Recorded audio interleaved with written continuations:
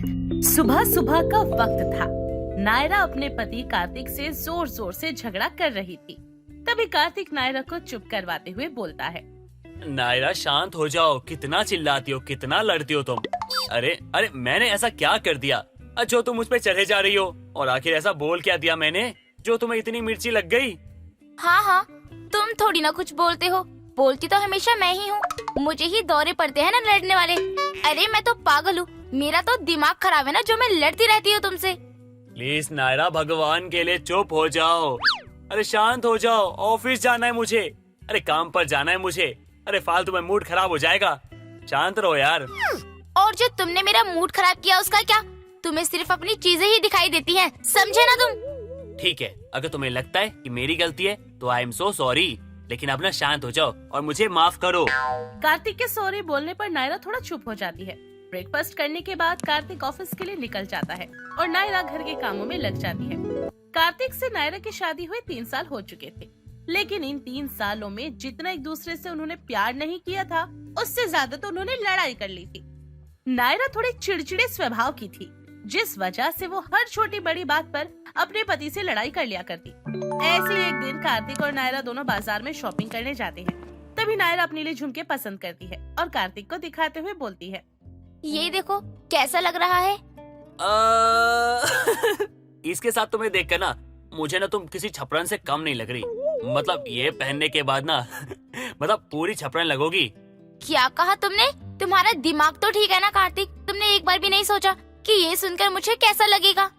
और नहीं तो क्या, आजकल की लड़कियों को ना पता नहीं क्या हो गया है। मतलब फैशन के नाम पे कुछ भी ले लेती हैं। और ये वाहियात है। तुम्हें बहुत पता है लड़कियों के बारे में। आखिर कितनी लड़कियों के झुमके देखते हो तुम? देखो देखो, ऐसी कोई बात नहीं है। तुमने सलाह मांगी, मैंने सलाह दे दी। अब आगे तुम्हें मानना है तो मानो और नहीं मानना तो मत मानो, लेकिन मुझे माफ करो। और हाँ, अगर तुम्हें अच्छे लग रहे हैं ना तो ले लो यार, मुझसे क्या पूछ रही हो?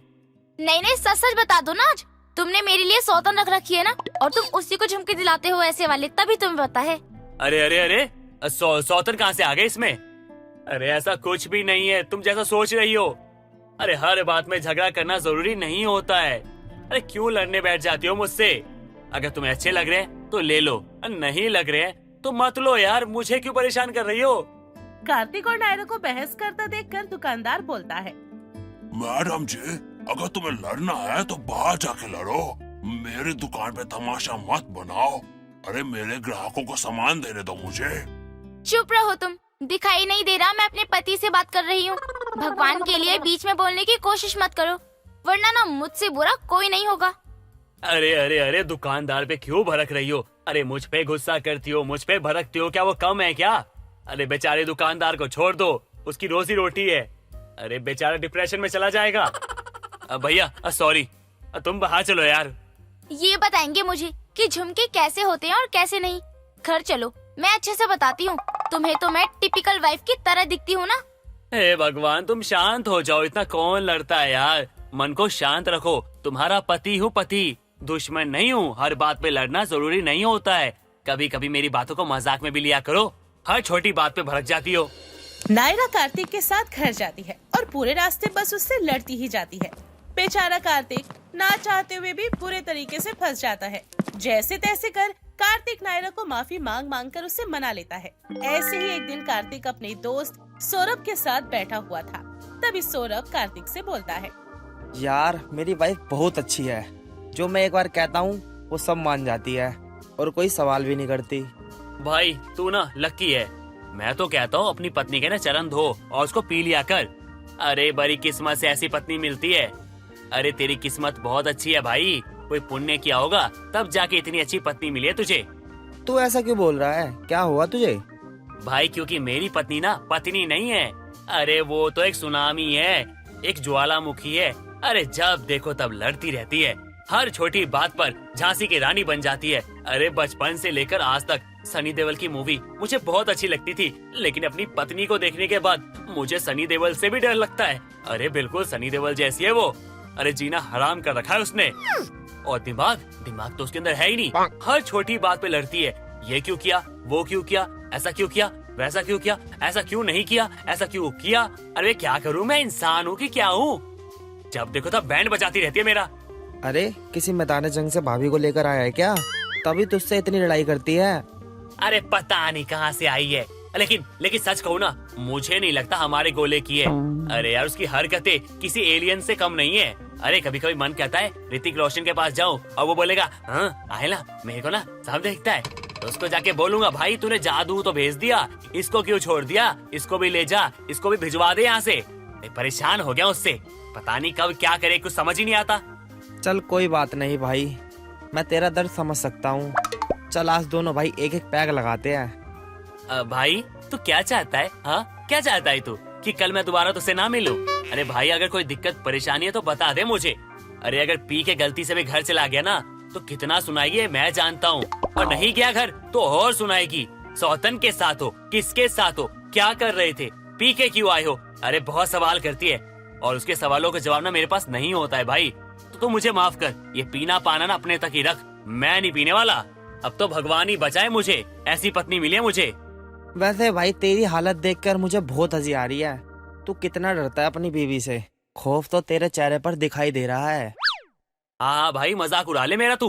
हाँ सौरभ से बात करने के बाद कार्तिक घर चला जाता है। दिन गुजरते चले जाते हैं, लेकिन नायरा के लड़ाकूपन में कोई सुधार नहीं आता। बेचारा कार्तिक हर दिन नायरा से माफी मांग मांग कर परेशान हो चुका था। ऐसे ही एक दिन कार्तिक अपने कमरे में बैठकर खुद से बोलता है, हे भगवान मैंने कौन सा पाप किया था जो ऐसी डायन की शक्ल वाली पत्नी मिल गई मुझे। अरे जब देखो तब ज्वालामुखी बनकर फूटने के लिए आ जाती है। अरे कभी कभी तो सोचता हूँ काश मेरी पत्नी गूंगी होती, अरे कम से कम कुछ बोलती तो नहीं। अरे परेशान करके रखा है। अरे एक डायन से शादी करता ना, वो भी साथ घर छोड़ के ना हमला करती, लेकिन ये जब देखो तब सीने पर बैठ कर सवार हो जाती है। अरे करूँ तो करूँ क्या, कुछ समझ नहीं आता। मन तो करता है इसका गला दबा दूं, लेकिन क्या करूँ, जेल नहीं जाना। अरे अभी तो पूरी जिंदगी बाकी है। कार्तिक इतना बोल ही रहा था कि तभी नायरा वहाँ जाती है और कार्तिक को घूरते हुए बोलती है, किससे बात कर रहे थे तुम? अरे मेरी माँ, मैं खुद से बात कर रहा था, खुद से। तुमने मुझे पागल समझा हुआ है क्या? सच सच बताओ किससे बात कर रहे थे? अरे कितनी बार बताऊं, खुद से बात कर रहा था। अब इंसान खुद से बात भी नहीं कर सकता क्या? खुद से तो बात पागल लोग करते हैं, क्या तुम पागल हो? नहीं, मैं तो समझदार था, लेकिन तुमने मुझे पागल बना दिया। हाँ क्या बकवास किए जा रहे हो? मैंने कब पागल किया तुम्हें? अरे यार ये क्या बोल गया? बेबी वो मैं तुम्हारे प्यार में पागल हो गया हूँ। तुम समझी नहीं। तुम मेरी बातों को गलत मतलब मत निकाला करो यार। मैं तुमसे बहुत प्यार करता हूँ, सच्ची। बात बदलने की कोशिश मत करो कार्तिक।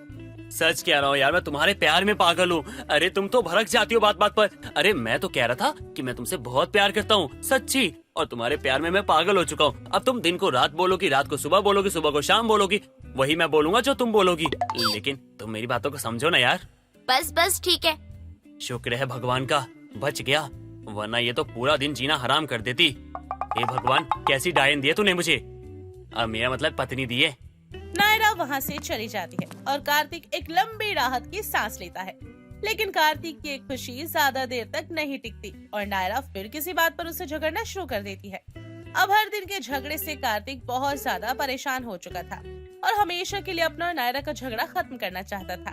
सारी बातों को ध्यान में रखते हुए कार्तिक अपने मन में एक तरकीब बनाता है और खुद से बोलता है, अब मेरे पास यही रास्ता है नायरा से बचने का। कहीं ऐसे ही चलता रहा तो पूरी उम्र निकल जाएगी। जब देखो तब लड़ती रहती है। पति पत्नी के बीच में प्यार होता है, इज्जत होती है, पता नहीं क्या क्या होता है, लेकिन ये जब देखो तब तलवार लेकर मेरे सीने पे बैठी रहती है। क्या करूं मैं इसका? लेकिन अब जो मैंने सोचा है ना, मैं वही करूंगा। हाँ ये रास्ता ठीक है उसको सुधारने का।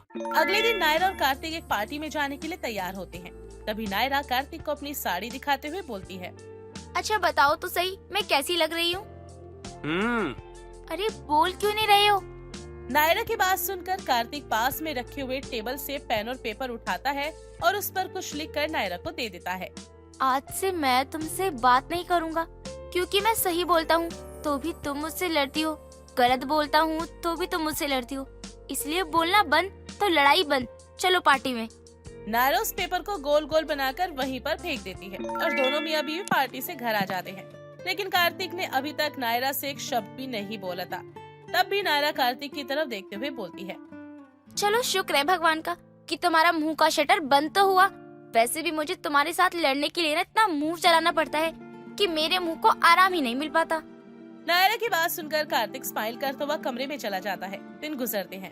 अब कुछ दिन तक तो नायरा को कार्तिक का बात न करना बिल्कुल सही लग रहा था, लेकिन अब नायरा को कार्तिक की चुप्पी चुभने लगी थी। वो बार बार उससे बोलने की कोशिश करती, पर कार्तिक साइन लैंग्वेज में उससे बात करके जवाब देता और अपने कामों में लग जाता।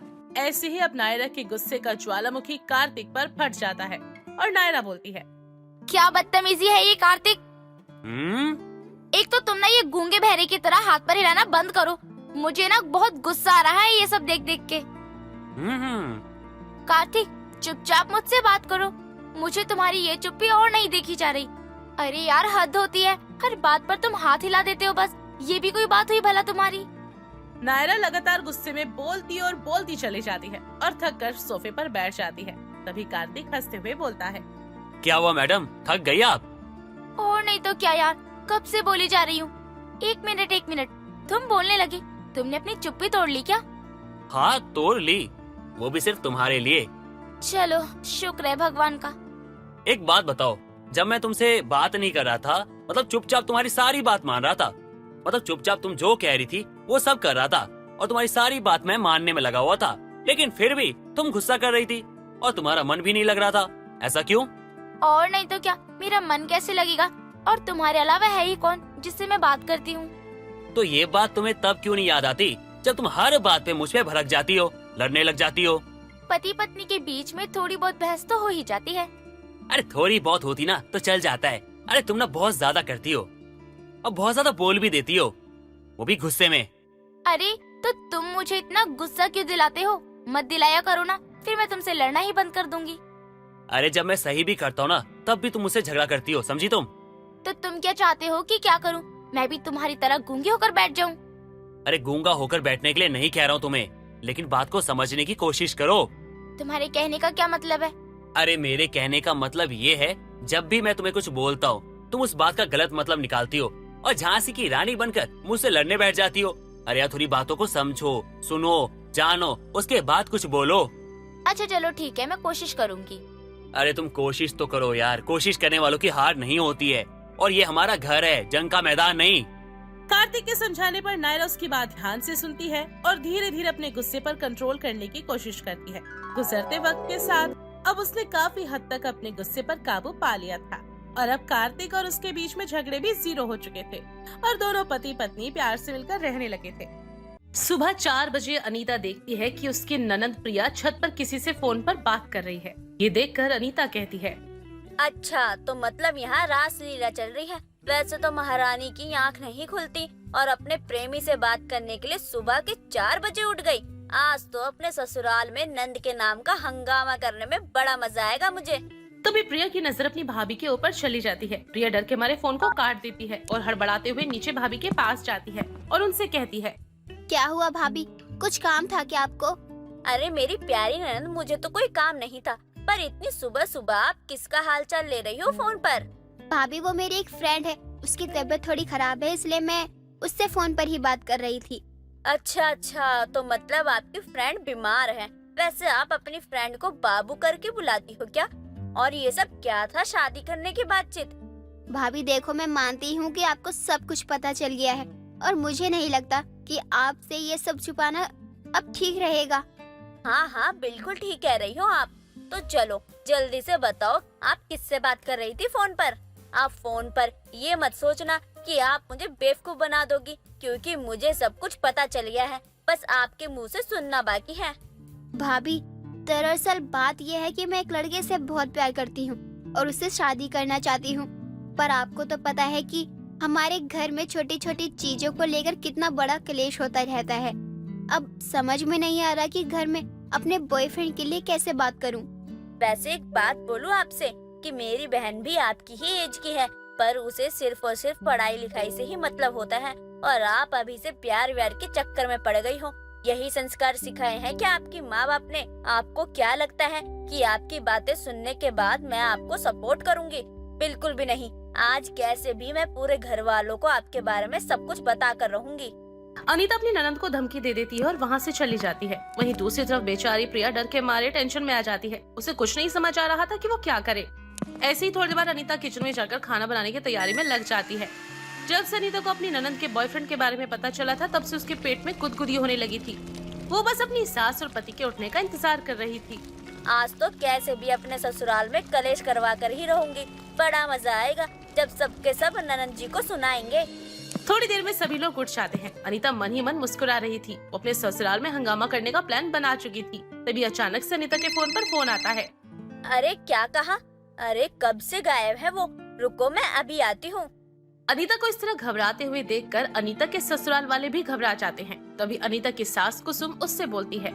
क्या हुआ अनीता बहू, सब ठीक तो है ना? किससे बात कर रही है फोन पर? सासू माँ, मुझे अभी के अभी अपने मायके जाना होगा। मेरे मायके में कुछ तो हुआ है। मेरी माँ का रो रो कर बुरा हाल हो गया है। अरे तू अकेली नहीं जाएगी, हम सब तेरे साथ जाएंगे। पर बात क्या हुई है ये तो बता दे। सासू माँ, किसी ने कुछ बताया ही नहीं। वो तो मेरी भाभी का फोन आया था। उन्होंने बस मुझे अर्जेंट घर बुलाया है। माँ का तो रो रो कर बुरा हाल हो गया है। समझ में नहीं आ रहा कि आखिर ऐसा क्या हुआ मेरे मायके में। अनीता के साथ साथ अनीता के ससुराल वाले भी अनीता के मायके आते हैं। तो वो देखते हैं कि उसकी माँ कविता रो रो कर पागल हो चुकी है। तभी अनीता अपनी माँ के पास जाती है और उनसे बोलती है। क्या हुआ माँ, तुम रो क्यों रही हो? अरे क्या बताओ अनीता बेटी, तेरी छोटी बहन काजल है ना, वो ना अपने आशिक के साथ भाग गई है। अरे नाक कटवा दी मेरी उसने पूरे मोहल्ले में। अरे बेइज्जती हो गई हमारी। अब समझ ही नहीं आ रहा है कहाँ अपना मुंह छुपाऊं। ये दुनिया मुझ पे थूकेगी, मुझे मार डालेगी। ये सुनते ही अनीता का शर्म से सर झुक जाता है। पूरे ससुराल वालों के सामने अनीता की बेइज्जती हो जाती है। ये सब देखकर अनीता की ननद मन ही मन में सोचती है।